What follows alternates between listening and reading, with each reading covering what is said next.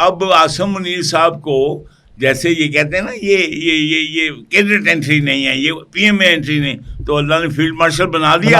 अब मैं बताता हूँ कि सरवरे कायनात को ये पठान जो नहीं मानते हैं उसको कैसे फील्ड मार्शल बनाया। अभी देखें, अल्लाह ने कहा, साहब देखिए, हुजूर मेराज पे जाते हैं, कहाँ से जाते हैं? मक्का से। पाक है वो जात जो अपने बंदे को ले गई मस्जिद हराम से मस्जिद अक्सर तक ले गई। अब क्या हुआ वहां पे?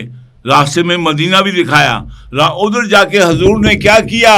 खातिमुल नबीयीन ने वहां पे इमामत की, तमाम नबी उसके पीछे, आदम से कहां पे जाने से पहले ठप्पा लगाना था, फील्ड मार्शल बनाया। अब उसने तमाम नबियों की, आदम से लेके मूसा तक, ईसा तक, जो फिर नीयत इमाम दी वो साड़ी, और जो फिर शरीयत इमाम की वो साड़ी। तो कांटा लग गया कि नहीं?